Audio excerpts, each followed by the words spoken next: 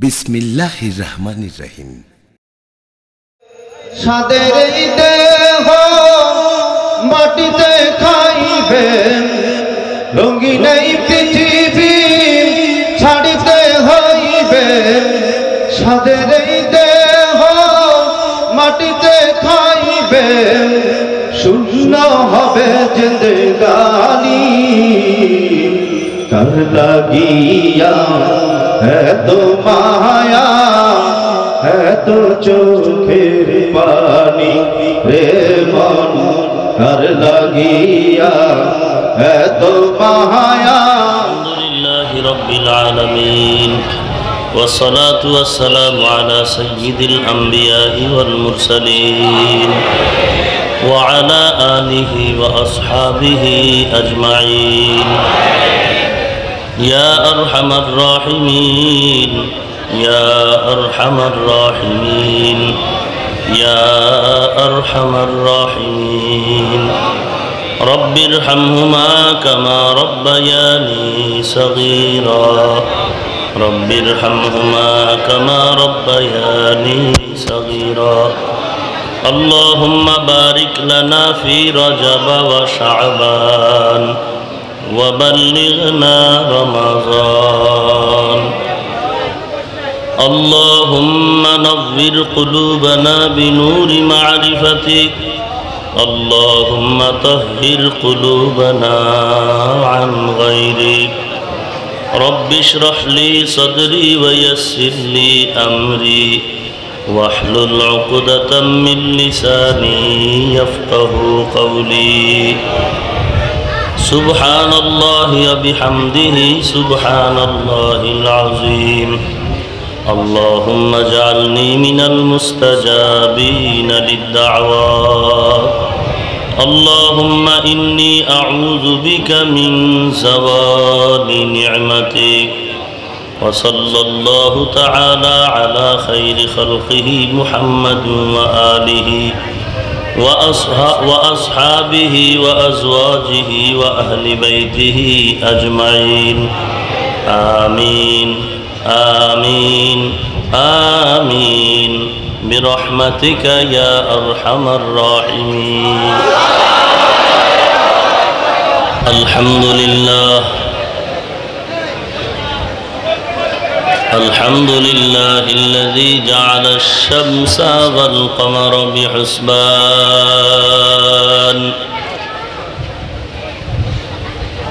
والنجم والشجر يسجدان وفضل زمانا على زمان كما فضل مكانا على مكان وإنسانا على إنسان.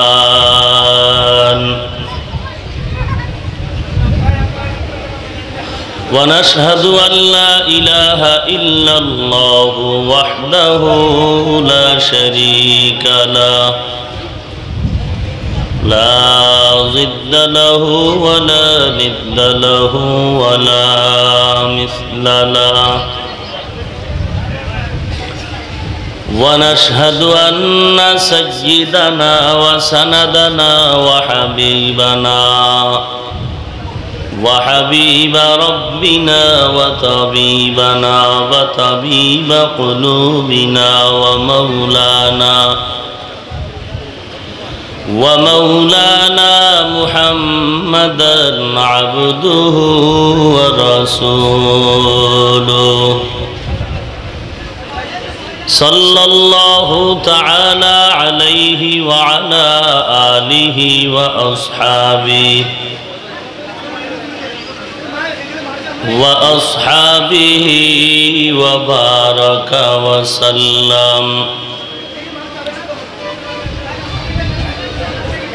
وبارك وسلم تسليما كثيرا كثيرا. الذي أرسله الله تعالى بالحق بشيرا ونذيرا وداعيا إلى الله بإذنه وسراجا منيرا أما بعد فأعوذ بالله من الشيطان الرجيم بسم الله الرحمن الرحيم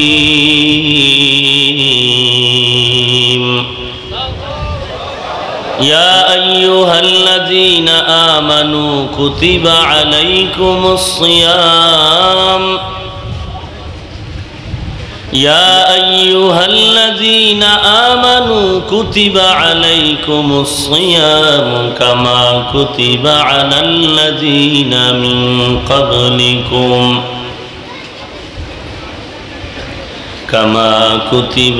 الذين من قبلكم لعلكم تتقون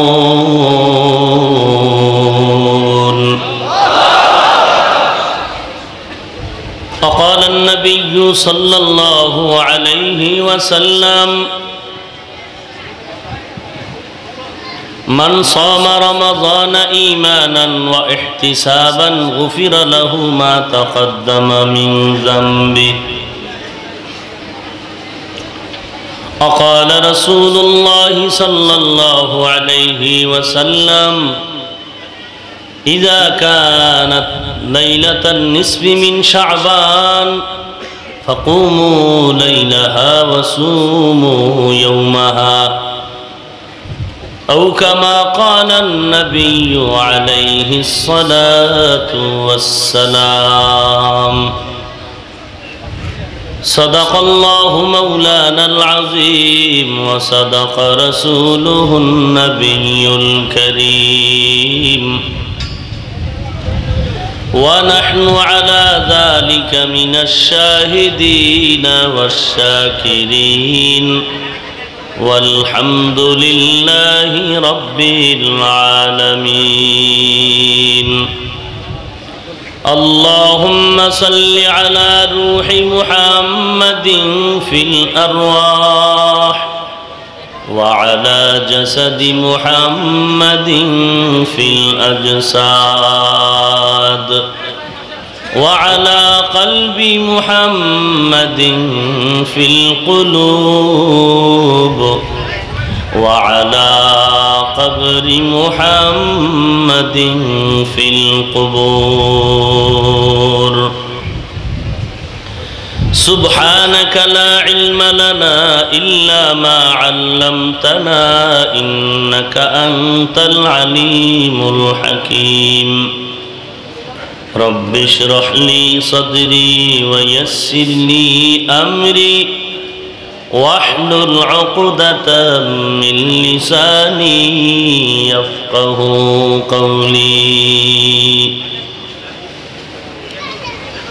أعمال سے بنتی ہے یہ جنت بھی جہنم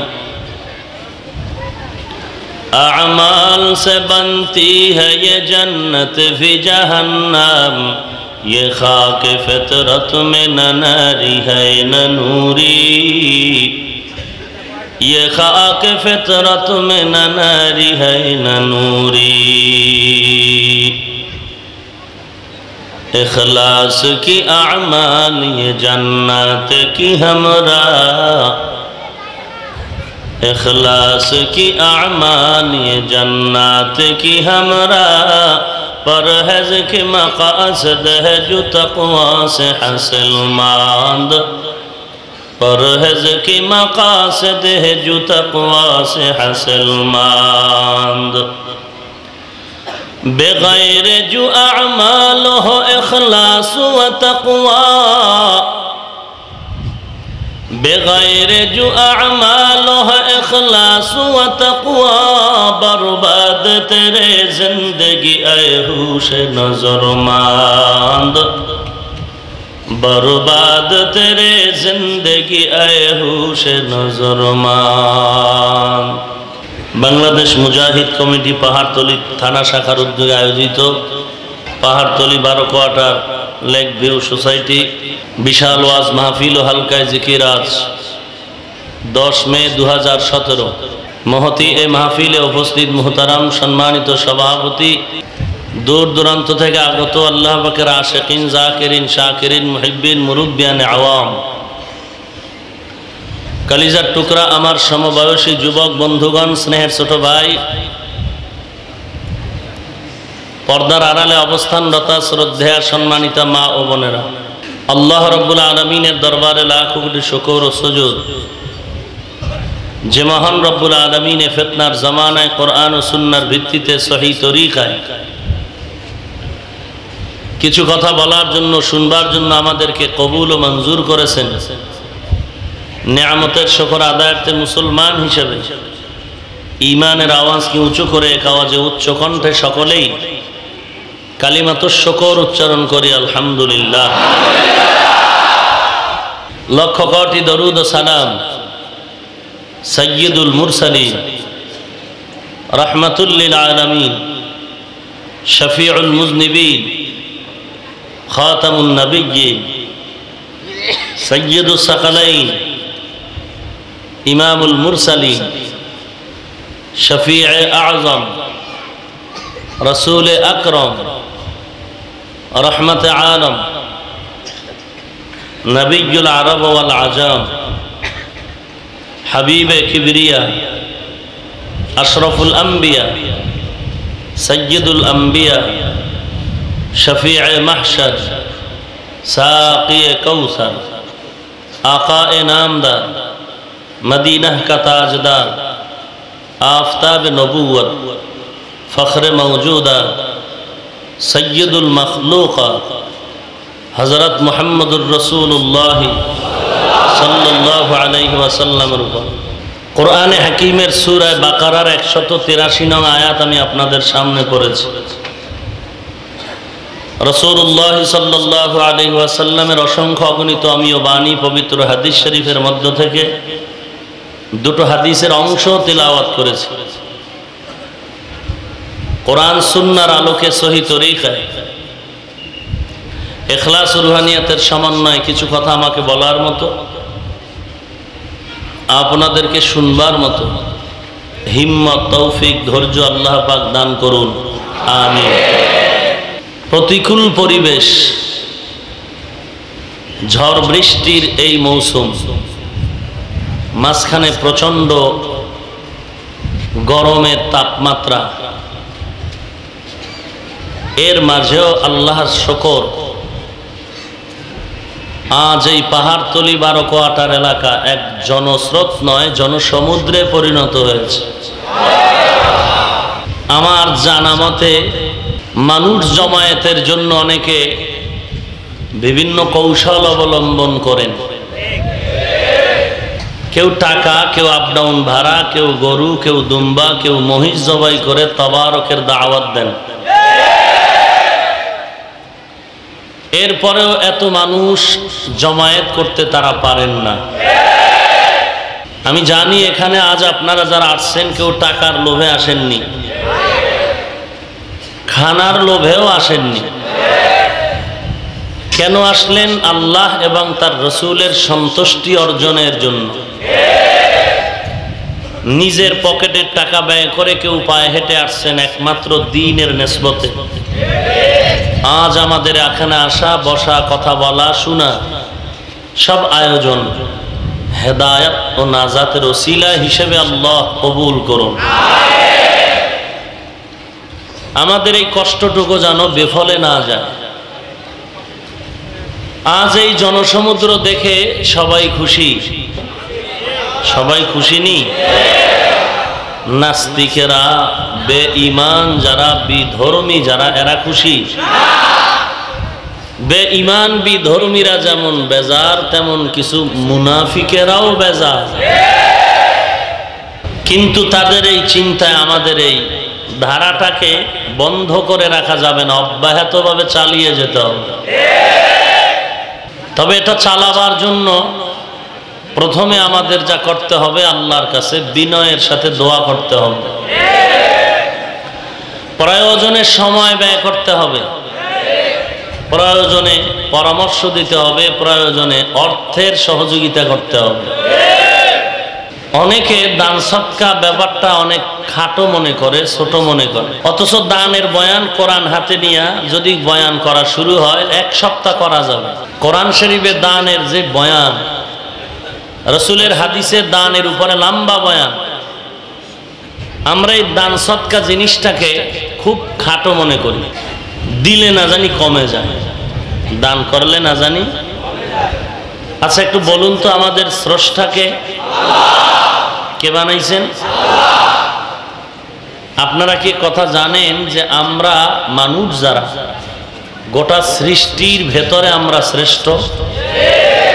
জানেন? এই শ্রেষ্ঠত্বের মর্যাদা দিছেন কে? Bill Clinton, Abraham Lincoln, Plato, Aristotle, Mao Zedong?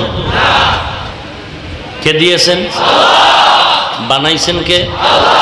সম্মান কে দিলেন? যে আল্লাহ বানাইলেন সেই আল্লাহ শ্রেষ্ঠ মর্যাদা দিলেন। এই দুইটা কথা কি সবাই একমত?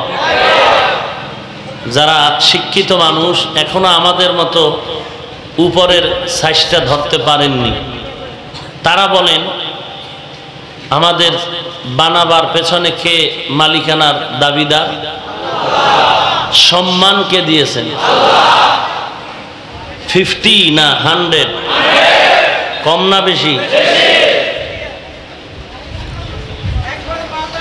এই যে মর্যাদা আল্লাহ দিলেন, এই মর্যাদাটা অক্ষুণ্ণ কিভাবে থাকবে, কি কাজ করলে মর্যাদা ঠিক থাকবে, এই পদ্ধতি কে দিছেন? বান্দা।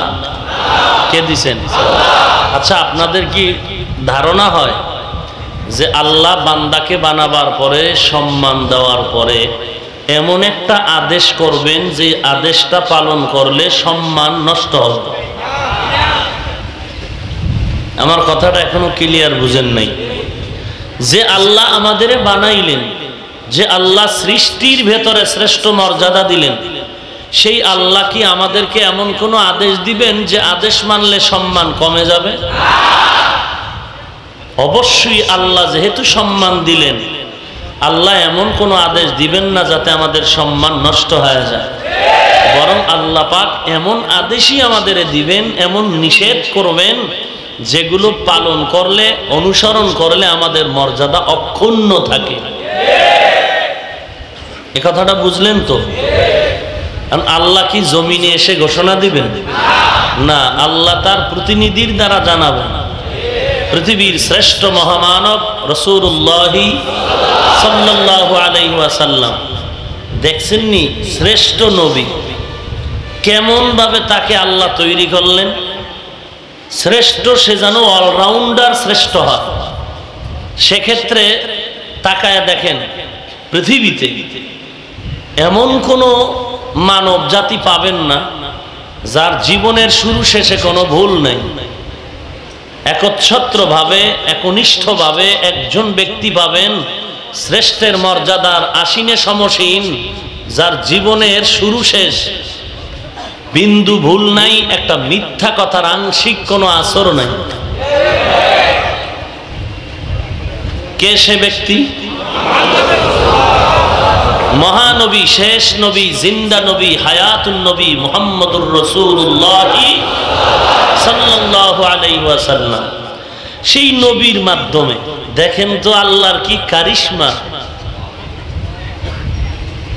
তার কাছে এমন একটা কিতাব দিলেন, এমন এক কিতাব, পৃথিবীতে এমন কোনো কিতাব নাই যে কিতাবে কোনো ভুল নেই। কিন্তু শ্রেষ্ঠ নবীর জীবনে যেমন মিথ্যা নাই, সন্দেহ নাই, কোনো কালিমা নাই, ঠিক তার হাতের শ্রেষ্ঠ কিতাবেও কোনো ভুল নেই। আজও পর্যন্ত চেষ্টা বেঈমানেরা কম করেনি, কিন্তু সার্থক হয়েছে না ব্যর্থ হয়েছে? আর কেমনে বুঝাইতাম, বুঝেন, ভালো করে বুঝেন। সেই নবী বলেন, আল্লাহর পক্ষ থেকে আমি আপনাদের জানাচ্ছি, আস-সাখিয়ু হাবিবুল্লাহ, যারা দান করে তারা আল্লাহর বন্ধু। হাবিবুল্লাহ মানে বন্ধু, খলিলুল্লাহ মানে বন্ধু, ব্যবধান আছে না? খলিলুল্লাহ যে বন্ধু, এর থেকে হাজার কোটি গুণ দামি ওজনওয়ালা বন্ধু সম্বোধন সূচক শব্দ হলো হাবিবুল্লাহ। তাহলে দানকারীকে খলিলুল্লাহ বললেন না হাবিবুল্লাহ?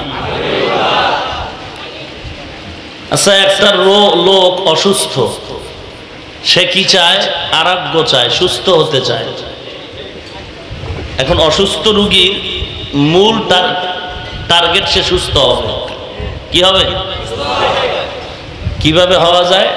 আমি পরামর্শ দিলাম যে আপনি ঔষধ খান, সে বলে হুজুর গলায় ছুরি দেন, আমি ঔষধ খাবো। তাহলে আমি বলবো তোমার রোগ জীবনে ভালো হবে? মানুষ সুস্থ হতে চায় কিন্তু ঔষধ খেতে চায় না। রোগী সুস্থ হতে চায়, ঔষধ খেতে চায় না। আপনি শান্তি চান অথচ শান্তির পথে আগাতে চান না। এখানে যারা আছেন আপনারা দিবেন সাক্ষী, আমি শুধু আপনাদের দিকে উদ্দেশ্য করে বলছি না, গোটা পৃথিবীর মানুষ এবং আপনারা পিশাব, মুরিদ, বুজুর্গ, অলি আবদাল, গাউস কুতুব, দরবেশ, গাঞ্জাখোর, চোর, ডাকাত, সবাই শান্তি চায় না? চায় তো। আমার মনে হয় সামান্যতম ন্যূনতম জ্ঞান যার আছে সেও চায় এতটুকু সম্পদ আমার হোক, যেই সম্পদ দিয়ে আমি ছেলে মেয়ে স্ত্রী নিয়ে চলতে পারি, কারো কাছে হাত বিছাতে না হয়। এতটুকু সম্পদ কি চাই না? চাই। এখন এই সম্পদ তো চুরি করে নিতে হবে নাকি? আমি ছেলে মেয়ে নিয়ে স্ত্রী নিয়ে শান্তিতে বসবাস করব, এই বসবাস করতে আমার যে সম্পদ প্রয়োজন এতটুকু আমি চাই, আর এর বেশি চাই না। কিন্তু কারো কাছে আমি হাত বিছাবো না। আমি যেন এমন কিছু না হয় যে ভিক্ষুকের দরজায় যেতে হয়, ভিক্ষুকের দ্বার প্রান্তে যেতে হয়। এতটুকু সম্পদ যারা চায়, আগেই বলছি আল্লাহ বানাইছেন আমাদের, আল্লাহ বানাবার পরে বান্দার সম্মান দিয়েছেন, সম্মান ক্ষুণ্ণ থাকে, নষ্ট না হয়, সেজন্য আল্লাহ তাআলা সুন্দর সিস্টেম বাতায় দিলেন নবীজির মাধ্যমে। নবীর মধ্যেও যেমন ভেজাল নাই, নবী আবার জানাইলেন কোরআন দিয়ে, কোরআনেও কোনো কি নাই, ভেজাল নাই। আল্লাহর নবী বলেন দান করনেওয়ালা আল্লাহর বন্ধু। রসুল ভিন্ন হাদিসে বলেন আস-সাদকাতু তারুদ্দুল বালা ওয়া তাজিদু ফিল উমার, দান সদকা করলে হায়াত বাড়ে, মুসিবত দূর হয়ে যায়। আমার মনে হয় এখানে কেউ নাই যারা মুসিবত চায়, বরং মুসিবত থেকে বাঁচতে চায়। বাঁচতে চাই না তো? মুসিবত থেকে বাঁচার পদ্ধতি শ্রেষ্ঠ নবী, শ্রেষ্ঠ কিতাব দিয়া আল্লাহর পক্ষ থেকে জানাইলেন, দান করলে মুসিবত থাকবে না। তো আপনি যদি রসুলের কথা বিশ্বাস নাই করেন তো হিন্দুরা করবে, খ্রিস্টান করবে, কে করবে? আমরা বিশ্বাস করব বলেই তো মুসলমান। কোরআনের কথা, রসুলের কথা বিশ্বাস করব, এজন্যই তো আমরা মুমিন, আর এজন্যই তো এখানে বসছি। না হয় আমাকে পাওয়ার কি কম? একটা রিক্সাওয়ালাও তো এই নরমাল বিছানে বসতে চায় না। কেউ যদি বিবাহের অনুষ্ঠানে দাওয়াত দিয়ে রিক্সাওয়ালাকে এরকম বসতে দেয়, বসবে? যত বড় নিম্ন স্তরের লোক হোক না কেন, ওর গরম হয়ে যাবে মেজাজ। কিন্তু আপনারা এই নিম্ন বিছনায় বসে আছেন কেন? কোরআনের মহব্বত আছে, এজন্যই তো। তাহলে রসুলের হাদিস বিশ্বাস তো আমাদেরই করতে হবে। কই করলেন? দিনের পথে টাকা পয়সা চাইলেই বলে নাই নাই। কেন নাই? এই গজব, সেই গজব, এই গজব, সেই গজব। আচ্ছা, আপনি এপ্রিল মাসের আমাকে হিসাবটা প্লে করুন। সংসারে কত টাকা ব্যয় করেছেন এপ্রিলে, আর আল্লাহর পথে কয় টাকা ব্যয় করেছেন? হিসাব দেন। আমি হিসাব না নিলেও আপনাকে বিবেকের কাছে হিসাবটা দেওয়ার জন্য বলছি। আপনি যদি এপ্রিল মাসে সংসারে খরচ করেন 20,000, আমার মনে হয় আপনি আল্লাহর পথে 20 টাকাও দেননি। আপনি কিন্তু ঠিক বলতেছেন, তাহলে সাক্ষী আপনিই দিচ্ছেন। বুঝেননি কথা? অতএব বুঝা শুনে ঠিক বললেন। আপনি যে 20,000 টাকা এপ্রিল মাসে সংসারে ব্যয় করলেন, আল্লাহর পথে 20 টাকাও দিলেন না, এরপরও বলেন নাই নাই নাই নাই নাই নাই, এই গজব সেই গজব। তওবা করুন, না হয় খোদা কিন্তু চূড়ান্তভাবে নাই বানায় দিবে। ছেলে থাকতেও দেখবেন নাই, মেয়ে থাকলেও নাই, ম্যাডাম আছে নাই, ছেলে থাকতেও নাই, মানে ছেলের কারণে আপনার মামলা। এমন ছেলে বাবার কোনোদিন প্রয়োজন হয় না। মেয়ের কারণে বাবার মান সম্মান নাই, এমন মেয়ে থাকা না থাকা সমান। স্ত্রী আপনাকে মোহাব্বতের নজরে সালাম দেয়নি, কথা বলে না, এমন স্ত্রী থাকা না থাকা সমান। থাকিয়াও নাই, টাকা পয়সা আছে কিন্তু এ দিয়ে কাজ হচ্ছে না, ব্যাংকে জমা রাখছে এরপরও জিব্বা দিয়া তাজা মিথ্যা কথা বলে নাই। আপনি কত বড় মিথ্যাবাদী, পৃথিবীর শ্রেষ্ঠ মিথ্যাবাদী আপনি। আপনার ব্যাংকে টাকা আছে, আপনি বলেন নাই। আপনার ম্যাডামের ঘরে টাকা আছে, আপনি বলেন নাই। আপনার সুকেজে টাকা আছে, আপনি বলেন নাই। কার ক্ষেত্রে বললেন? চোরে যদি বলতো টাকা আসেনি, সেখানে নাই বলাটা যুক্তিযুক্ত ছিল, কিন্তু কোরআনের খেদমতে মসজিদে টাকা দেন 10 টাকা নাই, চূড়ান্ত এক মিথ্যা কথা। আপনার অবস্থা এমন হয়, আপনি মসজিদে 20 টাকা দেননি, খোদা এমন গজব একটা দিয়ে দিছে 20 লক্ষ টাকা নাই। তো নাই যে বলছেন, খোদায় নাই বানায় দিতেছে। টাকা থাকলেও কি নাই, নাই নাই, সব শেষ। অতএব তওবা করুন। মুসিবত থেকে বাঁচতে চান? চান না কেউ? তো রসুল বলেন মুসিবত থেকে বাঁচতে হলে দান করো। বড় লোক হতে চান? সেও চান না। বড় লোক হবেন না, কিন্তু চলার মতো সম্পদ চান। রসুল বলেন দান করলে সম্পদ বাড়ে। এক সাহাবীর ঘটনা, নবীজির কাছে দোয়া চাইলেন, নবীজি একটু সম্পদে বরকত হোক দোয়া চাই।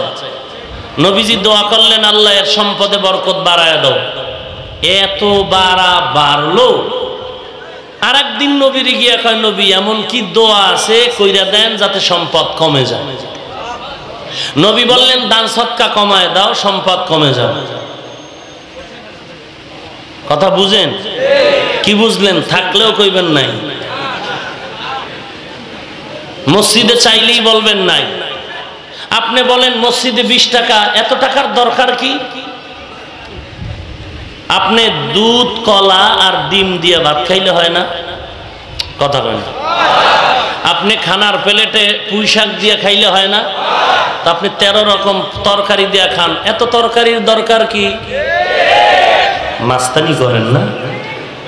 টাকার মাস্তানি। টাকা তো ব্যাঙের কাছেও আছে, টাকা তো সাপের কাছে আছে, টাকা তো জিনের কাছে আছে। মাস্তানি করেন। মসজিদে এত টাকার দরকার কি? চাইছে কত? 20 টাকা। আপনি বলেন এত টাকার দরকার কি? আপনি এক রকম তরকারি দিয়ে খেলেই হয়, 13 রকমের দরকার কি?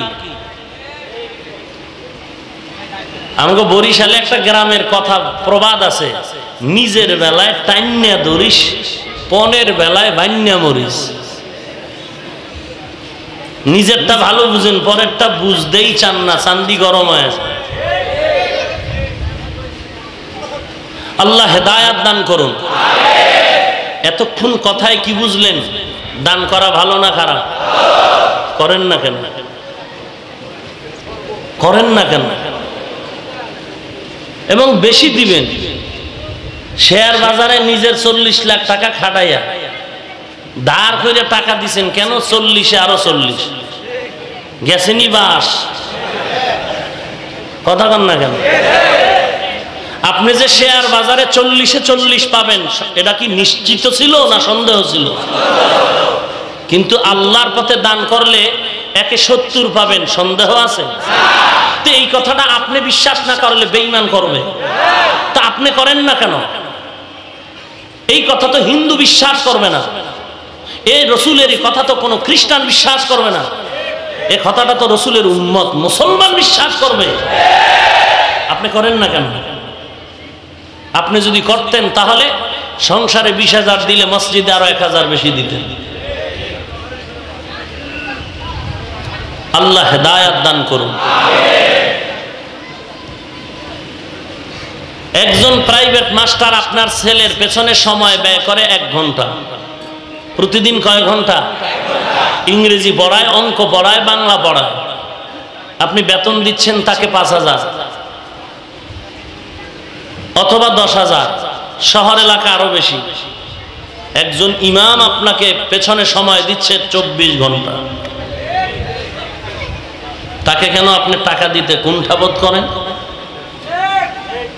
টাকা তো আপনার না। মে মাস চলে না, কথা কন না কেন? পহেলা মে কি পালন করছিলেন? শ্রমিক দিবস। শ্রমিক দিবস কাকে বলে? গরিবের বেতন মাইরা এসিতে ঘুমাও, এর নাম শ্রমিক দিবস। ভালো করে মনে রাখবেন, শ্রমিক দিবসের অধিকার রক্ষা করেছেন ইসলাম, আর কেউ নয়। শ্রমিকদের অধিকার রক্ষা করেছেন পয়গম্বর, আর কেউ নয়। আপনারা জুলুম করতেছেন। রসুল বলছেন ঘাম শুকাবার আগে পারিশ্রমিক দিয়ে দাও। এর থেকে বড় কথা আর কি হতে পারে শ্রমিকদের জন্য? আজকে আমার মা, আমার বোন, আমার বন্ধু, আমার যুবক ভাই কেন বেতনের জন্য রাস্তা আন্দোলন করতে হবে? আপনারা নারীদের রাস্তায় স্লোগান দেওয়া সমান অধিকার চান, সম্মান চান। আপনি রাস্তায় আম্মাকে নামায়া গাধার মতো কাজ করায় সম্মান দিবেন, আর বলবেন ইসলাম নারীর সম্মান দেয়নি। আমি বলবো আপনি পৃথিবীর টপ লেভেলের লুচ্চা, আপনি লম্পট। আপনি চান মহিলাকে রাস্তায় বেরিয়ে আপনি পণ্য হিসাবে ব্যবহার করুন, আপনার চরিত্র খারাপ। আপনার 1000 জুতা নিমু আমি, যদি প্রমাণ করতে পারেন ইসলাম ছাড়া ভিন্ন কেউ নারীর মর্যাদা বাড়িয়েছে, একটা প্রমাণ দিলে 100 জুতা নিমু। আপনি আসেন এখানে, স্টেজের পেছনে জুতা নিয়ে দাঁড়ান। আরে ভাই, আপনি করতে পারেন না ভালো কথা, কিন্তু আপনি আঙ্গুল দিয়া উল্টা বলেন কেন? আপনি মিষ্টি খান না কেন? মিষ্টি খারাপ? আপনার পেট খারাপ নি? মিষ্টি খারাপ? আপনার পেট খারাপ, তো আপনি মিষ্টি খান না কেন? মিষ্টি খারাপ? কি খারাপ? এই জন্য মিষ্টিকে খারাপ বলবেন? আপনি খান না, আপনার পেটে গজব আছে, আমার তো ভালো আছে, তো আমি খাবো, আপনি বাধা দেন কেন? বড় আজীব ব্যাপার। আপনার টুপি মাথায় দিতে ভালো লাগে না, আপনি চুপচাপ থাকেন, অন্যের টুপির উপরে চোখ রাঙান কেন? বড় আজীব ব্যাপার। আবার বলবেন স্বাধীন দেশ, যে যেমন মনে চায় তেমন চলবে। আল্লাহ হেদায়েত দান করুন। কথাগুলো কেন বলতেছি? সবাই জাহান্নামে যাবেন? হ্যাঁ না, জাহান্নাম থেকে বাঁচাবার জন্যই বলতেছি। এখানে কেউ আমার দুশ্মন নয়, বরং সবাই আমার আব্বার থেকে আপন। কারণ আব্বা আমার স্বার্থের কারণে লাথি মারতে পারে, কিন্তু কোনো মুমিন মুমিনকে হাসরের দিন লাথি মারবে না। তাহলে আপনি আমার আব্বার থেকে আপন না? আল্লাহ বুঝার তৌফিক দান করুন। এত লম্বা কথা বুঝায় কি বুঝাইতে চাইলাম যে দান করবেন না? হ্যাঁ, কম না বেশি? দিল থেকে বলছেন? 40 বছর তাল মিলাইছেন, আজকে থেকে তাল মিলানো যাবে না। ভেবে চিন্তে কথা বলতে হবে, কারণ দুশ্মন ঘরে বেড়ে গেছে। 40 বছর যেই ফেতনা ছিল মসজিদের বাইরে, মসজিদের মধ্যে 40 বছরে কোনো ফেতনা ছিল না, সেই ফেতনার আবির্ভাব এখন মসজিদের ভেতরে। আগত রমাজান, বর্তমানে সামনে আমাদের লাইলাতুল বারাআত ও শাবান। এখন কিলাকিলি চলছে, 20 রাকাত পড়ব না 8 রাকাত পড়ব। কেউ বলছেন লাইলাতুল বারাআত নামে কিছুই নেই, সব ভুয়া। খুব বুঝবেন, কারোর সাথে কোনো দ্বন্দ্ব নাই, হিংসা নাই। জাহান্নাম থেকে বাঁচাবার জন্য কথাগুলো বলছি, নিরপেক্ষ ভাবে বুঝবেন। তবে আগে টাকা টোকা কিছু লয়ে এলো দিবেন, আমার জন্য নয়, কোরআনের খেদমতের জন্য দিবেন। আমার টাকা চাওয়ার কোনো শখ নাই। আল্লাহর শুকর, আল্লাহর হাজার শুকর, কিন্তু বেশি শুকর আদায় করি দেখে নেয়ামত বাড়তেছে। এমন বাড়তেছে যে মানুষ ঢাকার মাদ্রাসায় ভিড় জমিয়ে গেছে একটা প্রোগ্রাম নেয়ার জন্য। বেয়াদবি ক্ষমা চাচ্ছি সবার কাছে। কিবির মুক্ত জিন্দেগি যেন আল্লাহ আমাকে দান করেন, তাওয়াজু জিন্দেগি আল্লাহ দান করেন, হাসাদ মুক্ত জিন্দেগি দান করেন। এই কক্সবাজার, চট্টগ্রাম, সাতক্ষীরা, খাগড়াছড়ি থেকে মানুষ কষ্ট করে করে করে করে পানি ভেঙে সব হাজির ঢাকায় একটা প্রোগ্রামের জন্য। প্রায় 50টার উপরে প্রোগ্রামের দরখাস্ত দেয়া শুধু হেলিকপ্টারে, যেগুলো লক্ষ লক্ষ টাকা শুধু ভাড়াই যাবে। যাহা কিছুই হোক না কেন, এগুলো কার নেয়ামত? আমি যদি একটু মাস্তানি করি, আল্লাহ পাক এই নেয়ামত ছিনায় নিতে 1 সেকেন্ড লাগবে? আল্লাহ আপনি হেদায়াত দান করুন। টাকার পেছনে ঘুরেন কেন? টাকা আমার পেছনে ঘুরবে, কারণ টাকা আমার গোলাম, আমি টাকার গোলাম নয়। টাকা কি আমার গোলাম না আমি টাকার গোলাম? টাকা আমার গোলাম, তো গোলাম মালিকের খুঁজবে, এটাই বাস্তবতা। আর আমি আল্লাহর গোলাম, আমি আল্লাহকেই খুঁজবো। তো টাকা টাকা করেন কেন? টাকা আপনাকে খুঁজবে, এত টেনশন কিসে? আল্লাহ আপনি আমাদের সব ভাইকে হেদায়াত দান করুন। দান সদকা আমরা বেশি করব ইনশাআল্লাহ।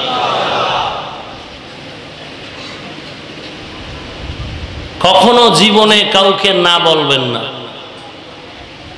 জীবনে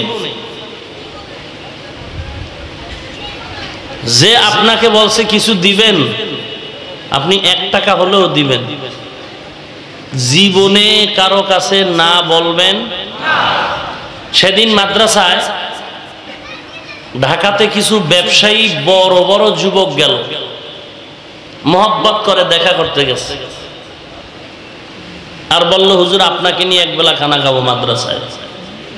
তো খানা খাওয়ার আগে পরিচয় নিলাম, এক একজন সব বড় বড় যুবক, মানে সব লাইনেই বড়। তো আমি তাদেরকে কয়েকটা উপদেশ দিলাম, আপনারা ব্যবসা করেন, ব্যবসায় উন্নতি চান? বলে হ্যাঁ। আমি বললাম 1 নাম্বার সবক দিলাম আপনাদেরকে, ব্যবসার জিন্দেগিতে কোনোদিন মিথ্যা কথা বলবেন না, ব্যবসার বরকত নষ্ট হয়ে যাবে। 2 নাম্বারে বললাম কোন সায়েল যদি হাত বিছায় তাকে ফিরায় দিবেন না। এক যুবক বলে হুজুর এমন এক সায়েল এসে দাঁড়ায় গেল, অসুস্থ মানুষ, কাজ করতে পারে, সে বলে আমাকে কিছু দাও। আমি বললাম বিচারপতি আমার আল্লাহ, আপনি যা দেয়ার দিয়ে দিবেন, না বলবেন না। কোন কোন সময় হতে পারে ভিক্ষুক একজন আল্লাহওয়ালা হয়ে আপনার কাছে আসবে। ফজরের নামাজের পরে যুবক মাটি কাটবে, কাজে যায়। রাস্তার পারেই এক বুড়া দাঁড়ায় বলে আমাকে 2টা টাকা দিবি। যুবকের কপাল বোধহয় আগের থেকেই খোলা ছিল, ও পকেট থেকে 2টা টাকা বের করে দিল। বুড়া মানুষ ভিক্ষুকের সুরাতে বলে তুই কি চাস? কয় আমি মানুষের সেবক হতে চাই, সেবা করতে চাই। যুবকটা বলল যে আমি দেখলাম ওই ভিক্ষুক 2 টাকা পকেটে নিয়ে হাতটা উঁচু করে ফেলল, আর কি যে বলল জানি না, হাত মুছে চলে গেল। সেই যুবক আজ কত কোটি টাকার মালিক পৃথিবীর কেউ জানে না, সরকার জানে না, ব্যাংক জানে না। মোমেন শাহী এলাকার এক ছেলে, ওর বাসায় আমি একবেলা খানা খেয়েছি আজ থেকে 3 বছর আগে। এজন্য যুবকদের বলি, যারা ব্যবসায় বরকত চাও, জীবনে কোনো সায়েলকে খালি ফিরাবা না। আর এমন সময় আল্লাহ ওয়ালার সূরাতে সায়েল আসবে যখন তোমার মেজাজটা 96 এর মধ্যে থাকবে। এই সময়ে বলবে 2টা টাকা দিবি, মেজাজ কেমন গরম, ওই সময়ে বলবে কিছু দিবি। 3 নম্বরে বলেছি তোমরা দোকানে ব্যবসার জন্য কোনো তাবিজ লাগাবা না।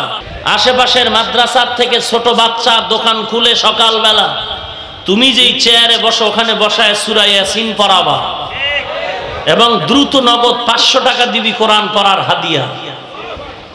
তাবিজ লাগবে না। কত টাকার মালিক যে তুই হবি তুই নিজেও জানো না। আল্লাহ হেদায়েত দান করুন। তাহলে আমরা দিতে রাজি, যখন যেখানে পারি কোরআনের খেদমতে তৈয়ার। বেয়াদবি মাপ চাই, একটু হাত দেখাবেন কারা রাজি। হ্যাঁ, উঁচু করেন, আরো উঁচু করেন, আঙ্গুলগুলো ফাঁকা করেন, আঙ্গুলগুলো ফাঁকা করেন, হাত এভাবে নাড়া দেন, ভালো করে নাড়েন। পড়েন বিসমিল্লাহির রহমানির রহিম, আবার পড়েন বিসমিল্লাহির রহমানির রহিম। রাগ করেন নাই তো? এখন যদি চাই দিবেন, হাতটা যেহেতু আছেই পকেটে যাবে, তাহলে মোহাব্বতের নজরে যত বেশি পারেন তত দিবেন। কোরআনের জন্য রাজি? তাহলে ব্যাগওয়ালা স্বেচ্ছাসেবকরা নেমে যাবেন, আপনারা এক্ষুনি পকেটে হাতটা ঢুকায় দেন। রমাজানের ফজিলত বর্ণনা করলেন। বর্তমান আরবি মাস শাবান। মুফাসসিরিনে কেরাম ও মুহাদ্দিসিনে কেরামগণ একমত, মুসলমানের জন্য আরবি মাসের নাম মনে রাখা ওয়াজিবে কিফায়া। দুঃখ ও পরিতাপ হলো যে মুসলমানেরা আরবি মাসের নাম মনে রাখবে দূরের কথা, বাংলাদেশি বাঙালি হওয়ার পরেও বাংলা ভাষার জন্য অকাতরে জীবন দিল যুবকেরা, সেই বাংলা মাসের নামই বাঙালি জানে না, বরং সেই দিনটাকে স্মরণ করে ইংরেজিতে 21শে ফেব্রুয়ারি। অথচ উচিত ছিল 8ই ফাল্গুন স্মরণ করা। হ্যাঁ, বাংলাদেশের চালাক বাঙালি কয়েকটা দিনের মনে রাখছে নাম। বাংলা আর আরবি আর ইংরেজি মিলায়া যেই দিবসগুলোতে খানা পাওয়া যায়,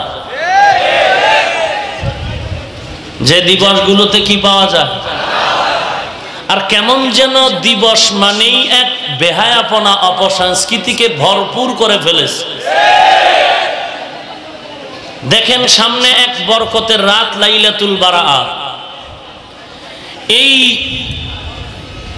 বরকতের দিনটাকেও অনেক মুসলমান পরিবারের সন্তান যুবকেরা চান্দা কালেকশন করে, এরপরে রুটি আর হালুয়া বানাবার তালে 3 রাস্তার মোড়ে গান বাজায়, ডেকসেট চালায়, তাদের গানের আওয়াজে মুসল্লিয়ানে কেরাম ইবাদত করতে বড় কষ্ট পায়। আর কিছু আল্লাহর বান্দারা ইবাদতের নামে মসজিদে জড়ো হয়, ওদিক দিয়ে ম্যাডামকে রুটি আর গোশতর কাজে লাগায় দিছে। ঢাকাতে দেখেছি এই দিন যথেষ্ট বড় বড় রুটি তৈরি হয়। এত বড় রুটি কেন? বলে যত বড় হাসরের দিন সূর্যের ছায়া তত বড়। বড় মুসিবত। এই বরকতের মাস শাবান, এ মাসে রাসূলুল্লাহ সাল্লাল্লাহু আলাইহি ওয়াসাল্লাম বারবার দোয়াটা পড়তেন, আল্লাহুম্মা বারিক লানা ফি রজব ওয়া শাবান ওয়া বাল্লিগনা রমাজান। আল্লাহ আপনি শাবান ও রজবের বরকত দান করেন, হায়াত বাড়ায়া রমাজান পর্যন্ত পৌঁছায় দেন। এই বরকতের মাস। আবার একদল আল্লাহর বান্দা প্রপাগান্ডা ছড়াচ্ছেন এই বরাত বলতে কিছু নাই, অথচ রাসূলুল্লাহ সাল্লাল্লাহু আলাইহি ওয়াসাল্লাম বলেন,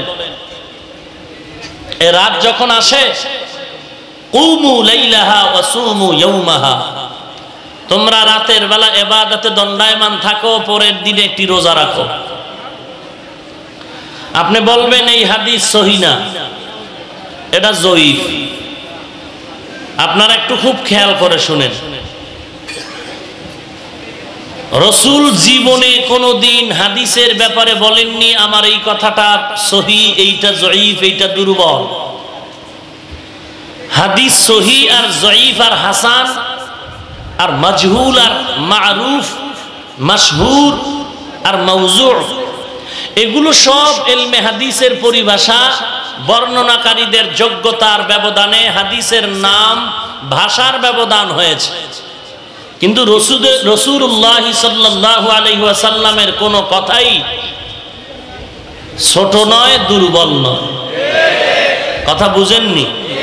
নবীজি কোনোদিন বলে নাই আমার এই হাদিসটা সহিহ, এটা জয়ীফ।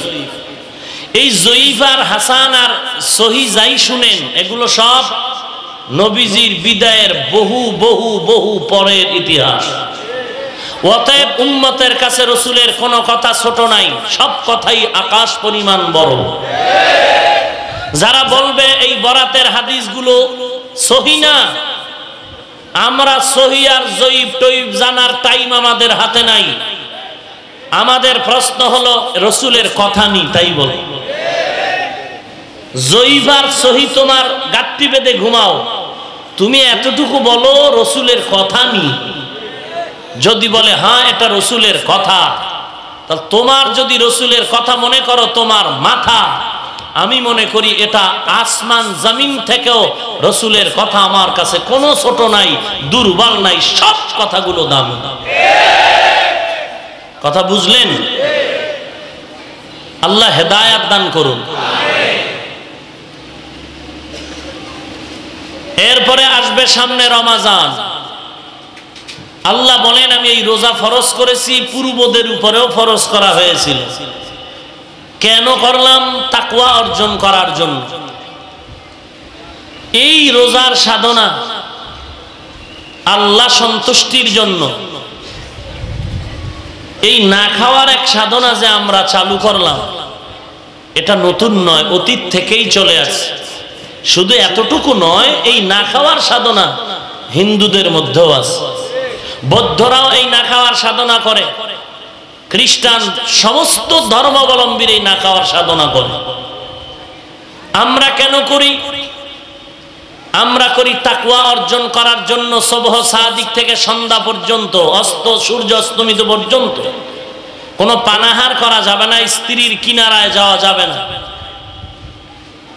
কেন? তাকওয়া অর্জন করার জন্য। তাকওয়া মানে আল্লাহর ভয়। আল্লাহর ভয় অর্জন হলে কি লাভ হবে? গলায় ছুরি আসবে, গুনাহ করবে না। গলায় ছুরি আসবে। এই সাধনাটা হিন্দুরাও করে, না খাওয়ার সাধনা। এই সাধনা পৃথিবীর সমস্ত ধর্মাবলম্বীরা করে, বৌদ্ধরাও করে। ইতিহাস প্রমাণ করে বৌদ্ধ ধর্মের গুরুর নাম গৌতম বুদ্ধ। ঈসা নবী পৃথিবীতে আগমনের বহু আগে গৌতম বুদ্ধ পৃথিবীতে আসলো। উনি একটি নির্ধারিত জায়গায় বসে ধ্যান করতেন দীর্ঘ বছর। খানা তার কাছে পৌঁছায় দেয়া হতো মাঝে মাঝে, কিন্তু অধিক টাইম না খাওয়া, অধিক মাস না খাওয়া, অধিক বছর না খাওয়া। এই না খাওয়ার সাধনা করতে গিয়ে ইতিহাস লেখে যে তার শরীরের নিচের অংশ উই পোকায় খেয়ে ফেলছিল। দীর্ঘ বছর এই গৌতম বুদ্ধ না খাওয়ার সাধনা করে একটা ধর্মের আবির্ভাব ঘটাইল। গৌতম বুদ্ধ নাম দিল বৌদ্ধ ধর্ম। পৃথিবীতে আজ বৌদ্ধ ধর্মের অনুসারী অনেক, বিশেষ করে মায়ানমার, বার্মা। বৌদ্ধ ধর্ম, এরা গৌতম বুদ্ধের অনুসারী। গৌতম বুদ্ধ সাধনা করে যে ধর্মের আবির্ভাব ঘটালো, ধর্মের নাম বৌদ্ধ ধর্ম। আর এই ধর্মের মূল স্লোগান হলো জীব হত্যা মহাপাপ। গরু জবাই করা যাবে না, কোনো হিংস্র প্রাণী থেকে শুরু করে মানুষের প্রয়োজনীয় মাছ কাটা যাবে না, গাছ কাটা যাবে না, ছাগল কাটা যাবে না, ভেড়া কাটা যাবে না। এটা তাদের ধর্মীয় স্লোগান, ধর্মীয় ঐতিহ্য। কিন্তু আমরা দেখলাম স্বার্থের টানে বৌদ্ধ ধর্মের লোকেরা মুসলমানকে কচু কাটা কাটলো। এর দ্বারা প্রমাণ করে দিল তারা গুরু মানে না। আমরা জানি যেই মা বাবাকে সন্তান মা বাপ হিসাবে সম্মান করে না, এই সন্তানগুলো অসভ্য, অবৈধ। যেই ছাত্র ওস্তাদকে সম্মান করে না, মানে না, এটা অবৈধ ছাত্র। যেই উম্মতেরা নবী মানে না, এই উম্মত অবৈধ।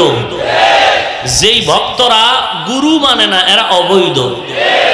কিন্তু পৃথিবীর শ্রেষ্ঠ কুলাঙ্গার আর অবৈধতার পরিচয় দিল মায়ানমারের এই গৌতম বুদ্ধের অনুসারী বৌদ্ধ ধর্মের লোকেরা। এরা পৃথিবীর টপ লেভেলের টেরোরিজম, এরা টেরোরিস্ট। পৃথিবীর সব থেকে বড় সন্ত্রাসী বৌদ্ধ ধর্মের লোকেরা। এটা বুঝাইতে হলে কোনো ঘটনা টানতে হবে 20 বছর আগে, জ্বলন্ত আমাদের চোখের সামনের ঘটনা। আল্লাহ আমাদের হেদায়াত দান করুন। আরো আস্তে করে বলেন ভাইরা আমার। অথচ এই বৌদ্ধ বলেন হিন্দু বলেন এরা আব্বা আদম হিসাবে আমাদের পরস্পরে ভাই ভাই না? কথা কয় না, কথা বুঝেন কিছু? আমাকে বাপকে, হিন্দুদের বাপকে আদম, তাহলে আব্বা এক হিসাবে হিন্দুরাও আমাদের ভাই, খ্রিস্টান আমাদের, ইহুদি আমাদের ভাই। তবে ভাই এখন ভাই নাই, ভাই অন্যের পরামর্শে চলে। ভাই এখন ভাই নাই, কার পরামর্শে চলে? আমরা যদি মুসলমানেরা এই কথাটা অন্তরে ধারণ করতাম যে হিন্দুরা ভিন্ন ধর্ম মানলেও তারা আমাদের আব্বা আদম হিসাবে তারা ভাই, তাহলে কোন মুসলমান হিন্দুদের উপরে আক্রমণ করতে পারত? কথা বুঝলেন? এবার আরেকটা বুঝেন, এদেশের হিন্দু ভাইরাও যদি এই কথাটা অন্তরে রাখতেন যে আদম নবী আমাদের বাবা হিসাবে, তার সন্তান আমরা এবং মুসলমান যারা তারাও আমাদের ভাই, এই কথাটা যদি হিন্দু ভাইরাও অন্তরে ধারণ করতেন তো আদালতের সামনে মূর্তি টানাতে পারতেন না। আপনারা জানেন বর্তমান সরকার বাহাদুর থেকে আওয়াজ, এই মূর্তি তিনিও পছন্দ করেন না। আমরা সংঘাত চাই না, আমরা শান্তি চাই। আমরা কি চাই? সংঘাত চাই না, আমরা দ্বন্দ্ব চাই না, আমরা শান্তি চাই। আমরা গালি দেওয়া শিখি নাই, মারপিট শিখি নাই, গালি শুনতে শিখেছি, মার খেতে শিখেছি। কথা বুঝলেন? কেন আমরা সংঘাত চাই না? আমরা সন্ত্রাসী দলের না। কেন আমরা মারপিট চাই না? আমরা বোমাবাজের দলের নয়। আমরা সংঘাত চাই না কেন? আমরা শেখ বাংলা বায়ার আব্দুর রহমানের গোলাম নয়। আমরা মদিনাওয়ালা আদর্শ নবীর আদর্শের উম্মত। অতএব আমরা সংঘাত থেকে এড়িয়ে থাকতে চাই। আজ আমাদের মাঝে সংঘাত সৃষ্টি করার জন্য একদল বেঈমান বেদিনরা যেমন চেষ্টায় লিপ্ত, তেমনি ভাবে একদল মুনাফিকেরাও লিপ্ত। এদেরকে চিহ্নিত করতে হবে। যেমন আজ টেলিভিশন থেকে এক ফতোয়া দেয়া হয়েছে, কোরআন শরীফের অর্থ যদি না জানো পরে কোনো লাভ হবে না। এখানে আমি জানি বিভিন্ন দলের সমর্থনকারী এবং বিভিন্ন তরিকাতপন্থীরা আছেন। আপনি আমাকে ভিন্ন দিকে প্রবাহিত না করে মুমিন হিসাবে আপন মনে করুন। এই যুবকদেরকে আমি আকর্ষণ করে বলবো, তোমরা সোজা হও। যুবক সোজা হবে তো গোটা দেশ সোজা হয়ে যাবে। তবে কেমন সোজা হবা? ভুল আমারও হতে পারে, তোমারও। ভুল যদি হয় তুমি এখানেই ধরিয়ে দাও, আমি তওবা করে ফেলব। কথা ক্লিয়ার? কিন্তু কোনো দ্বন্দ্বে যাওয়া যাবে না। খুব সাবধান যুবক ভাইরা, আপনারা শুনেন আমার কথা। কথা বলে না, না ঘুমিয়ে যাচ্ছেন? আমার সাথে আছেন সবাই? এই যুবকরা আসো, আসো। যদি আমি ভুল বলি রেকর্ড কর, ইচ্ছা করে বলি, অনিচ্ছায় ভুল হলে ধরায় দিবে, এক্ষুনি তওবা করব। একটা কথা যদি মনে করো হিংসা নিয়ে বলছি, গায়ের জোরে বলছি, কোরআন সুন্নাহর বাইরে বলছি, তুই দেরি না করে জুতাটা নিয়ে এখানে দাঁড়াবি, তোর জুতার বাড়ি খামো আমি। আর যদি সঠিক বলি তো আমার সাথে আয়, রক্ত দিলে একত্রে দিব, জেলখানায় গেলে একত্রে যাব, মরণ বরণ করলে একত্রে বরণ করব। কিন্তু কোন মুনাফিকের রক্ত চক্ষুকে আমরা কখনো বরদাস্ত করব না। ক্লিয়ার আছো যুবক? আমি যদি সঠিক বলি তো আমার পক্ষে থাকবি, আর যারা বিপক্ষে থাকে তাদের জন্য বাঁশের লাঠি রেডি কর। গোটা দেশ সোজা করে দিতে হবে 1 মিনিটের মধ্যে। আমরা সংঘাত চাই না, আমরা মারপিট চাই না। তার মানে আমরা বিড়াল নয়, আমরা সিংহ। বিড়ালের মতো চুপ থাকবো না। কেউ যদি আমার টুপি ধরে টান দেয়, তার হাত থেকে টুপি রাখতে হবে না। কেউ যদি আমার দাড়ির উপরে আঘাত করে দাড়ি ঠিক রাখতে হবে না? কেউ যদি আমার জামা ধরে টান দেয় জামা ঠিক রাখতে হবে না? কেউ যদি আমার পাগড়ি ধরে টান দেয় পাগড়ি ঠিক রাখতে হবে না? আমার পাগড়ি ঠিক রাখতে হলে আমি ওকে বাধা দিব, পাগড়ি নিস না। ও বাধায় যদি না মানে থাপ্পড় দিয়ে বলবো পাগড়ি ধরিস না। থাপ্পড়ে না মানলে লাথি মারবো, পাগড়ি ধরবি না।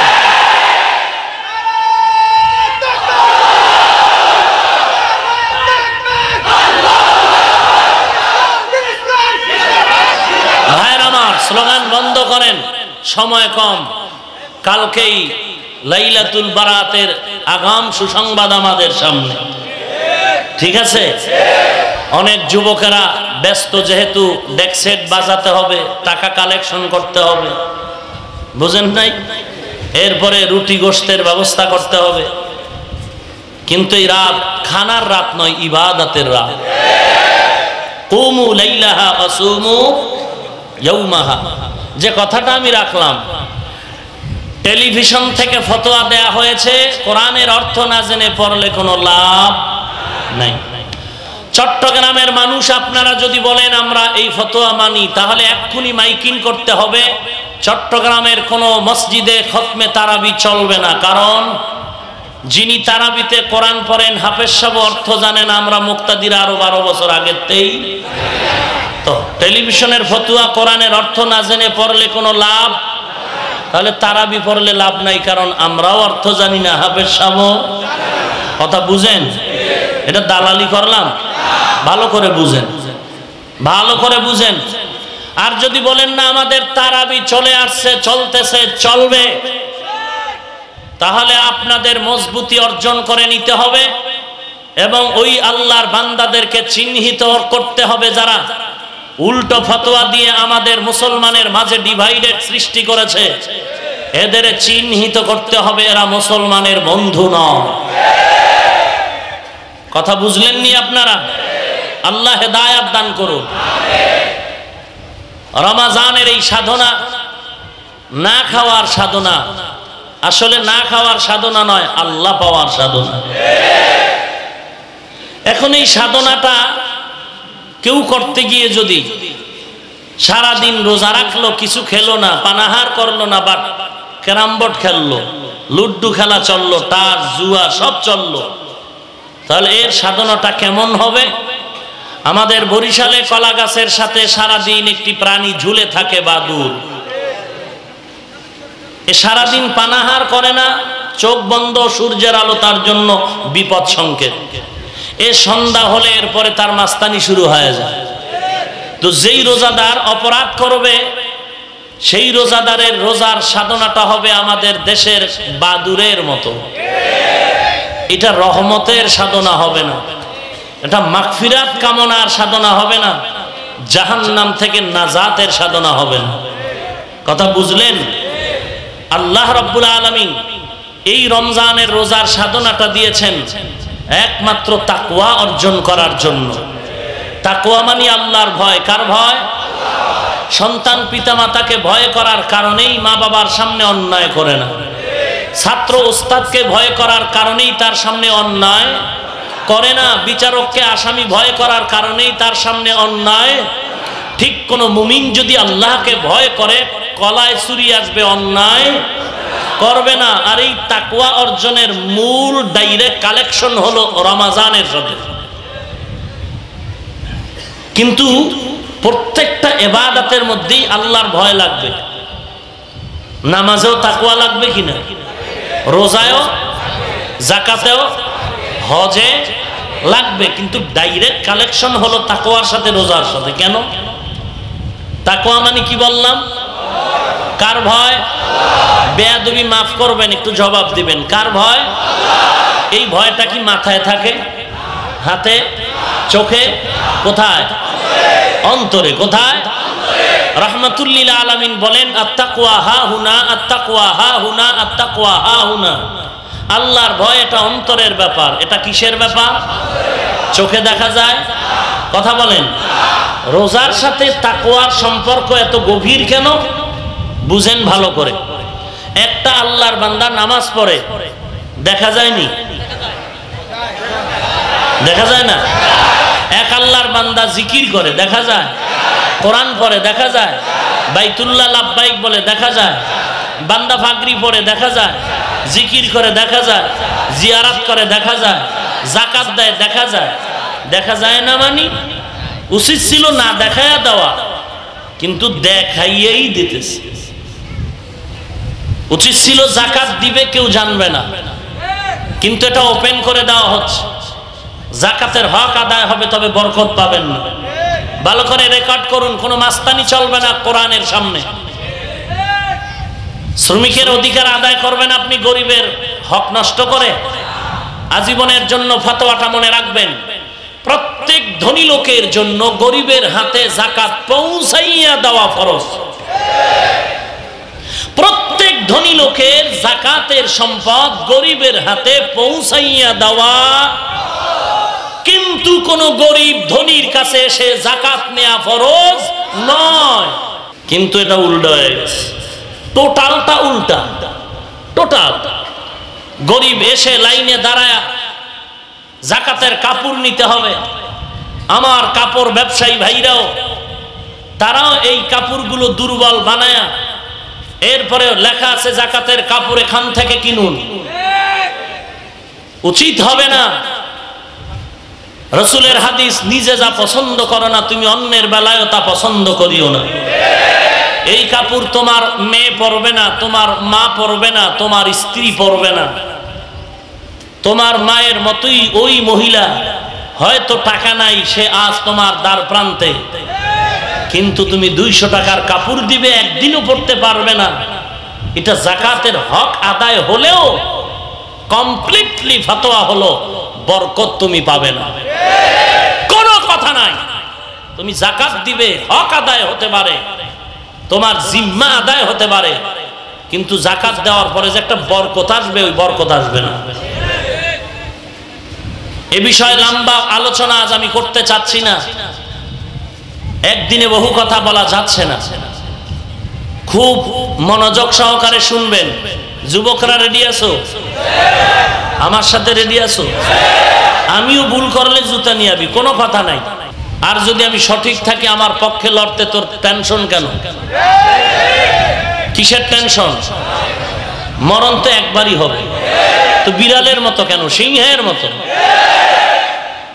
আল্লাহ হেদায়েত দান করুন। খুব চিন্তা ভাবনা করে চলতে হবে। যাকাত দেয় দেখা যায়, জিকির করে, নামাজ পড়ে, হজ করে, রোজা রাখে দেখা যায়। কথা হয়, রোজা রাখছে দেখা যায়। কেউ যদি 10 জিলদ কোরআন মাথায় নিয়ে বলে আমি পাক্কা রোজাদার, বিশ্বাস কি? তুই পানির ভিতরে ডুব দিয়ে যদি পানি টানো, তাহলে এই জিনিসটা এমন যে দেখা যায় না। কেন দেখা যায় না? রোজার আমলটা বলে রোজার দ্বারা তাকওয়া অর্জন হয়। তাকওয়া যেমন অন্তরে থাকে দেখা যায় না, রোজার আমলটাও দেখা যায়। রোজা বড় দামি এক সম্পদ। আমি কাউকে গালি দিব না, কারণ গালি দেওয়া হারাম। গালি দেওয়া হারাম, স্পষ্ট কোরআন এবং হাদিস দ্বারা প্রমাণিত গালি। হ্যাঁ, স্বাধীন দেশে আমার ভাইরা প্রশ্ন যেমন করতে পারেন, আমরাও করতে পারি। 8 রাকাত নিয়ে 20 রাকাত নিয়ে যেই দ্বন্দ্ব চলছে আমাদের মুসলিম পরিবারে, কেউ রাগ করবেন না, আগে বুঝবেন। যদি উল্টো বলি, আমার ফাইনাল কথা বলা হয়েছে, আর বলবো না। আমার ভাইজানেরা, মুসলমানের মাঝে সাধারণ মানুষকে এত দলিল দিলে তো বুঝবে না। এজন্য সংক্ষেপে 4টা স্লোগান তারা রেডি করে মানুষের ব্রেনকে ওয়াশ করে ফেলেছে। কয়টা স্লোগান? 1 নাম্বার স্লোগান, রসুলের যুগে যা ছিল না তা মানা যাবে না। 2 নাম্বার স্লোগান হলো নবী যা করেন নাই তা করব না। 3 নাম্বার স্লোগান হলো নবী যা করেছেন তাই করব। 4 নাম্বার স্লোগান হলো কোরআন হাদিস থাকতে হাফিজুর রহমানের বয়ান শুনবো কেন? কোরআন হাদিস থাকতে পীর ধরবো কেন? কোরআন হাদিস থাকতে তাবলীগ করবো কেন? কোরআন হাদিস থাকতে আমি মাযহাব মানবো কেন? আপনাকে 1 কোটি বার ধন্যবাদ এই স্লোগানের জন্য। আপনার 4টা স্লোগান আমি অন্তর ভরে মানি, আমি অন্তর ভরে মানি। তবে আপনার উদ্দেশ্য যেইভাবে ওইভাবে মানি না। আপনার উদ্দেশ্য যেরকম ওরকম মানি না, কারণ আপনার উদ্দেশ্য বাম, আমারটা ডান। কেমন? এবার বাম আর ডান বুঝেন। আমি একটা গালি দিব না, হিংসা করব না, শুধু বলবেন এই বিষয় বলার কি প্রয়োজন, কোনো দরকার ছিল না। স্টেজ ভালো জায়গা, উইঠাই দেখি স্টেজে ময়লা, সাফ করতে হবে না? সাফ করতে হবে না? সাফ করতে গিয়া একটু তো বলতেই পারি কোন সরে ময়লা ফালাইলো, বলতে পারি না? হ্যাঁ, 40 বছরে আমাদের ভেতরে তারাবি নিয়ে কোনো বিভেদ ছিল না, ছিল না। আমিন নিয়ে কোনো ভেজাল, আমিন আস্তে জোরে নিয়ে কোনো ভেজাল ছিল না। আর আমরা তো কাউকে হিংসাও করি না। আজকে আবু হানিফাকে মুশরিক বলা হচ্ছে, আজকে খাজা মাইনুদ্দিন আজমিরিকে গাঞ্জাখোর বলা হচ্ছে। আমরা একটা গালিও দেই নাই। আমার ইমানের হালাতের কথা আমি বলছি। পাঁচকল্লি টুপি মাথায় দিয়ে জীবনটা কাটিয়ে গেলাম, অন্য টুপিওয়ালাকে আল্লাহ সাক্ষী হিংসাও করি না, গালিও। ভাইজান আপনি টুপি নিয়ে গালি দেন কেন? জবাব চাই। আমি গালি দিছি তো জবাব চাইতে পারি না? কথা বলেন না কেন? জবাব চাওয়ার স্বাধীন দেশের স্বাধীন নাগরিক হিসেবে অধিকার নাই? আমি গোল জামা পরেছি, অন্য পোশাকওয়ালাকে আল্লাহ সাক্ষী হিংসাও করি না, গালিও। আপনি দেন কেন? জবাব চাই। আমি কওমি মাদ্রাসায় পড়েছি, আজ পর্যন্ত আলিয়া স্কুল কলেজ ভার্সিটিকে হিংসাও করি না, গালিও। আপনি কওমিকে গালি দেন কেন? জবাব চাই। কি লাভ? কোন কিতাবে গালি পেয়েছেন? কিতাবের নাম বলুন। গালি হারাম, গালি হারাম, গালি হারাম। হালাল না হারাম? জীবনে আমরা দ্বন্দ্বে যাইনি। যারা আজ নবীকে দাঁড়াইয়া ইয়া নবী বলে সালাম দিচ্ছেন, আজও পর্যন্ত একটা গালি তো দূরের কথা, হিংসার নজরও তাকাইনি, বরং দেখা হয়েছে আসসালামু আলাইকুম বলেছি। কিন্তু আপনি কাফের বলে অন্যত্র গালি দিচ্ছেন কেন? জবাব চাই। যারা নবীকে নূরের তৈরি বলেন, একটা গালি আজও পর্যন্ত দেইনি। আমার ওয়াজ ইউটিউব থেকে সার্চ করুন, একটা গালি যদি পান আমি আপনার বিচার মানব। ভুলে যদি বলে ফেলি সেটা ভিন্ন কথা, আমি তওবা করে ফেলবো। আপনি কেন গালি দিবেন? আপনি তো আমার মুমিন ভাই, নবীর উম্মত। যারা নবীকে আলিমুল গাইব বলেন, একটা গালি আজও পর্যন্ত দেইনি, আপনি দেন কেন? আপনি চান কি? আপনি একা জান্নাতে যাবেন আর কাউকে নিবেন না? থাক, আপনার জান্নাতে আমরা যাব না, আমগো জন্য খোদা আলাদা জান্নাত বানাইছে। আবার আসতে বলেন কেন? স্পষ্ট রসুলের হাদিস, ফেরাউনের নামে আলাদা জান্নাতে ঘর আছে, নমরুদের নামে জান্নাতে আলাদা ঘর আছে, আমার নামে আলাদা জান্নাতে ঘর আছে, আমার ছেলের নামে আলাদা জান্নাতে ঘর আছে, আমার স্ত্রীর নামে আলাদা জান্নাতে ঘর বানানো আছে। অতএব যান জান্নাতে সেই যাবে, আপনারটা আমি যাব না। হিংসার দরকার কি?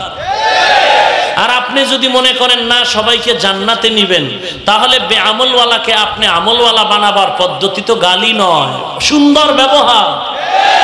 গালি দেওয়া খুবই সহজ, মাথায় হাত দিয়া পিঠে হাত বুলায়া মসজিদে ঢুকানো বড়ই কঠিন। আর গালি দেওয়াটা পতনের পূর্বাভাস, গালি না দেওয়া বিজয়ের পূর্বাভাস। গালি দেওয়াতে খেদমত কমতেছে না বাড়তেছে? বলেন বলেন।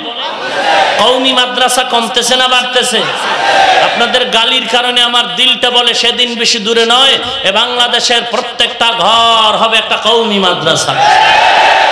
আপনি টের পেয়েছেন, সরকার বাহাদুর ভিআইপি মেহমান বানায় আমাদেরকে দাওয়াত দিলেন। সরকার প্রধানমন্ত্রী সর্বোচ্চ সম্মানের আসিনে সমসীন করে, তার এই ক্ষমতার জিন্দেগিতে এত সম্মানের আয়োজন তিনি করেননি কারো জন্য, আমাদের ওলামায়ে কেরামদের জন্য যা তিনি করেছেন। কথা কমপ্লিট। এরপরে এই মেহমানদারি করায় দিলেন আমাদের কওমি মাদ্রাসার সার্টিফিকেটের স্বীকৃতি। তাও আমি বলবো 50 হয়েছে, আরো 50 বাকি। মন্ত্রিসভায় বিল আসবে, পার্লামেন্টে আওয়াজ হবে, অনুমোদন হবে, বহু কাজ বাকি। সামান্য হয়েছে 50, আরো 50। এতেই যেমন নাস্তিকের ঘুম নাই, মুনাফিকের হুঁশ নাই। এতেই যেমন নাস্তিকের ঘুম নাই, মুনাফিকের, তাতে আমগো কোনো টেনশন নাই। আর আমরা সরকার বাহাদুরের মেহমানদারির খানা খাইয়া একেবারে চান্দি গরম করে আমরা আরশের পায়ায় গিয়া মাথা দিয়ে ঘুমাইছি। ব্যাপারটা এমন নয়, আমরা আগেও যেমন এখনো তেমন। কারণ আমরা সার্টিফিকেটের জন্য কওমি মাদ্রাসায় পড়িনি। আমাদের সম্মানের মানদণ্ড সার্টিফিকেট নয়, আল্লাহর কসম আমাদের সম্মানের মানদণ্ড রাসূলের আদর্শ। সার্টিফিকেট নয়, রাসূলের আদর্শ। অতএব আমাদের গরম হওয়ার কিছু নাই।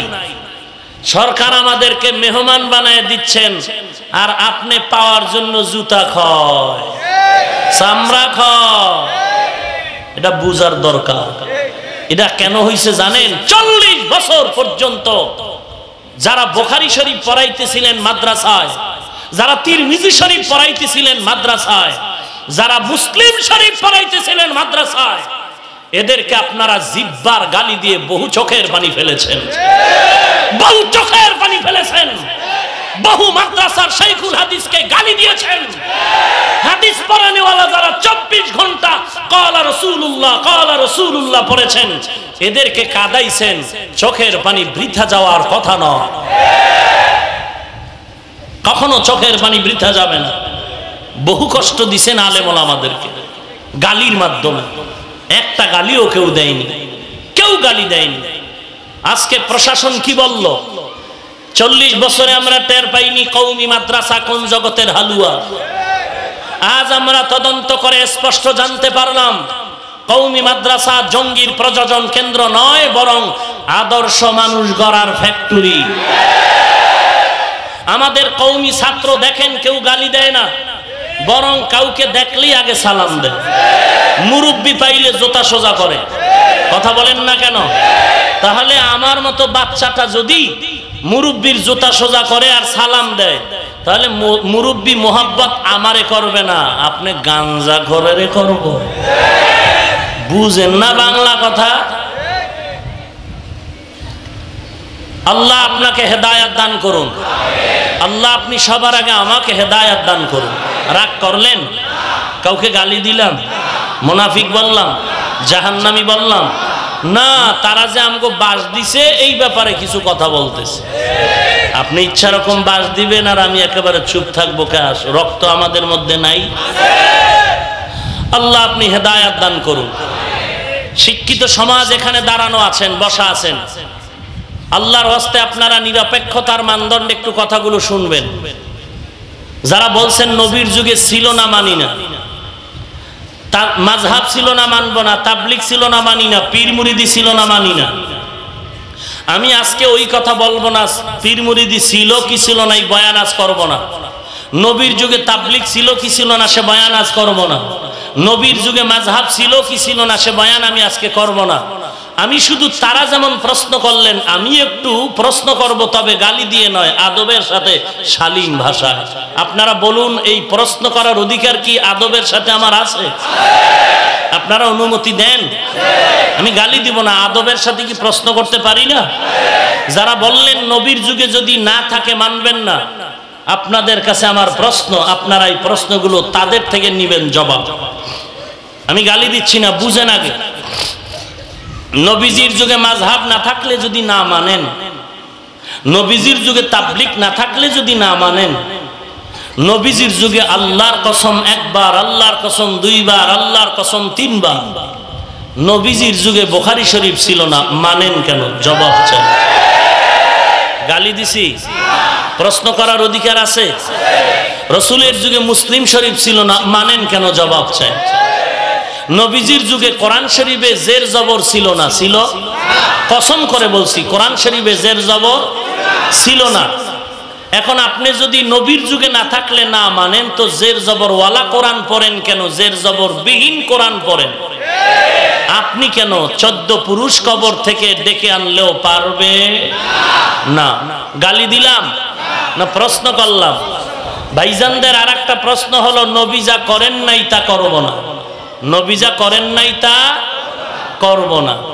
নবীজি যা করেন নাই আমরা তা করব না। এটাই যদি আমাদের মূল স্লোগান হয়, নবীজি জীবনে কাউকে গালি দেন নাই, আপনি দিবেন কেন? জবাব চাই। নবীজি দাড়ি কাটেন নাই, আপনি কাটবেন কেন? জবাব চাই। কথা বুঝলেন? নবীজি শার্ট প্যান্ট টাই পরেন নাই, আপনি পরেন কেন? জবাব চাই। নবীজি কোনোদিন বেপরদা হয়ে ম্যাডামকে সামনে নিয়ে লেকচার দেন নাই, আপনি দেন কেন? জবাব চাই। গালি দিলাম? কথা বলেন। আল্লাহ আমাদের বুঝার তৌফিক দান করুন। রাগ করেন আপনারা? আহা, সংক্ষেপে বলছি, 3 নাম্বার স্লোগান, নবী যা করেছেন তাই করব। এটা তাদের আরেকটি স্লোগান, নবী যা করছেন তাই করবেন। যদি বলেন নবীজি 9টা বিবাহ করছেন, আপনার ম্যাডামের সিরিয়াল কত? জবাব চাই। নবী 9টা করলে আপনিও 9টা করবেন। যদি বলেন নবী যা করছে তাই করব, তাহলে নবী যদি 9টা বিবাহ করে থাকেন, আপনারও 9টা করা দরকার। কথা বুঝলেননি? এটা প্রশ্ন করলাম, কোনো হিংসা নাই। কালকে যদি তারা বলেন আমরা তওবা করে ফেলছি, আমরা আগামী কালকেই বুকে বুক লাগায় 1 প্লেটে খানা খাবো, আমাদের কোনো হিংসা নাই। তারা আমাদেরই ভাই। ভুল আমারও হতে পারে, ভুল আপনারও হতে পারে। পদ্ধতি হলো আমার ভুল আমাকে ধরায় দেন, আপনারটা আমি ধরায় দিচ্ছি, মেনে নেন। সাধারণ পাবলিককে বিভ্রান্ত করা যাবে না। কথা বুঝলেন? নবী যা করেছেন তাই করবেন। নবী 2 রাকাত নামাজে সারা রাত কাটাইলেন, আপনি ঘুমান কেন? জবাব চাই। ভাইজানদের আরেকটি স্লোগান হলো কোরআন হাদিস থাকতে তাবলীগ করব কেন? কোরআন হাদিস থাকতে মাযহাব মানব কেন? কোরআন হাদিস থাকতে আল্লাহ ওয়ালার কাছে যাব কেন? পীর আউলিয়া ধরব কেন? এটা তাদের কি স্লোগান? আমি একটু প্রশ্ন করি, তাদের মতো দেখছেন এই ভাইজান এত কইলো দোষ নাই, আমি একটু কই চান্দি করো, অথচ গালিও দিলাম। কোরআন হাদিস থাকতে পীর ধরব কেন? প্রশ্ন। কোরআন হাদিস থাকতে মাযহাব মানব কেন? প্রশ্ন। কোরআন হাদিস থাকতে আমরা তাবলীগ করব কেন? প্রশ্ন। কোরআন হাদিস থাকতে হাফিজুর রহমানের বয়ান শুনবো কেন? প্রশ্ন। আমারও প্রশ্ন। কোরআন হাদিস থাকতে ডাক্তার জাকির নায়েকের লেকচার শুনবো কেন? প্রশ্ন। কোরআন হাদিস থাকতে মতিউর রহমান জালমাদানির চটি বই পড়বো কেন? প্রশ্ন। আপনি এত কিছু বলবেন তাতে দোষ নাই, আমি একটু বললেই দোষ। আর আপনি কাফের বানায় দিলেন গোটা দেশ ও জাতিকে। আমরা টুপিওয়ালা যারা পীরের কাছে গেছি, আপনার ফতুয়ায় আমরা জাহান্নামী। তাবলীগ যারা করে জাহান্নামী, যারা মাযহাব মানে জাহান্নামী। তো যারা মাযহাবে নাই, পীর মুরিদিতে নাই, তাবলীগে নাই, তারা ব্যস্ত জীবন নিয়ে আছে ধান্দায়, পেট নীতিতে, এরা তো মোটামুটি জান্নাত পাবে। কেন? এডিও শেষ। কেন? কয় এগো কালেমায় ভেজাল। কি লা ইলাহা ইল্লাল্লাহ মুহাম্মাদুর রাসূলুল্লাহ, এই কালেমা কুফরি কালিমা। তাহলে আওয়ামী লীগ ওয়ালাদের কালেমা তো এটাই নাকি আরেকটা? তাহলে এই ফতুয়ায় তারাও জাহান্নামী। ফতুয়া আমি দিছি না, যারা তাবলীগের জাহান্নামী বলে তারাই দিছি। যারা পীর মুরিদিকে জাহান্নামী বলে তারা দিয়েছে। যারা মাযহাব না মেনে আবু হানিফাকে গালি দেয় তারাই দিয়েছে। দেখেন তো এই কালেমাকে ভেজাল করে দেওয়ার কারণে বিএনপির এই কালেমা না, তো তারাও জাহান্নামী। শুধু তাই না, আরো মজার কথা হলো যেই হযরতে ফতোয়া দিয়েছেন আমরা চিনি তো কোন দরবার শরীফের কুতুব। এই ফতোয়া দেওয়ায় তার আব্বাও জাহান্নামী, কারণ তার আব্বাও এই কালেমা পড়েছে, তার কবরওয়ালা দাদাও এই কালেমা পড়েছে, তার মা পড়েছে, তার দাদি পড়েছে, তার নানি পড়েছে। তার ফতোয়ায় তারা কি হবে? জবাব চাই। আমি কাফের বলবো না, কারণ গালি দেওয়া নিজ চোখে তাকায় দেখছি কোরআন শরীফের 53 নম্বর আয়াত সূরা বনী ইসরাইল, গালি দেওয়া হারাম। রাসূলের যথেষ্ট পরিমাণ হাদিস প্রমাণ করে গালি হারাম। আল্লাহ আমাদের হেদায়েত দান করুন। নবী যা করেন নাই তা করবেন না। নবী জীবনে তারাবি পড়েন নাই, ভালো করে মনে রাখবেন। রাসূল জীবনে তারাবি পড়েন নাই বলতে আশ-শাস কাল মাদুম, যেটা সামান্য সেটা নাইয়ের মতো। নবী তারাবি পড়েছেন জীবনে একবার। কয়বার? আজীবনের জন্য মনে রাখবেন। যুবক রেডি আছো? এই যুবকরা রেডি আছো? তোরা ঠিক, গোটা দেশ ঠিক। আজকে ফজরের আজানের সময় এলাকার 100 যুবক যদি পাহাড়তলিতে একটা স্লোগান দেয়, স্লোগানের আওয়াজ হবে একটা বেনামাজি পাইলে গিরা গুড়া ছুটে এলাম। আজান শুনে মুরব্বীরা মসজিদের কাতার সোজা করবে যে নামাজ পড়ে পরে উজু করি, আগে ঢোক। কথা বুঝেননি? অতএব যুবকদের ঠিক হতে হবে। তোরা ঠিক আছো? আল্লাহ কবুল করেন। আরো জোরে বলেন। নবীজি তারাবি পড়েছেন জীবনে কয়বার? একবার, তাও পুরা রমাজান নয়, মাত্র 3 দিন। কয় দিন? রমাজানের শেষ দশকের 3 দিন, একদিন পরে একদিন। নবী যা করেন নাই, যদি তাই হয় তো নবী তারাবি পড়েছেন জীবনে কয়বার?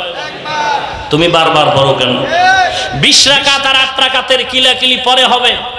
আগে জবাব দাও, রসুল তারাবি পড়েননি, তুমি পড়ো কেন?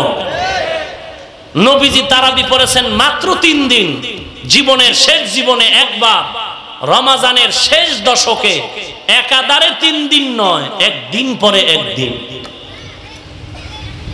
এত দ্বন্দ্ব কেন, এত হিংসা কেন তোমার অন্তরে? তোমার দিলটা বড় বানাতে পারো না? তোমার ছেলে অন্যায় করে, তারে তো কাফের বললা না। তোমার মেয়ে অন্যায় করে, তারে তো কাফের বললা না। তোমার মেয়েটা বেপরদায় কলেজে দৌড়ায়, তুমি তো একবারও কিছু বললা না। তোমার ছেলে এখনো কোরআন শুদ্ধ করে পড়তে পারে না, কিছুই তো করলা না।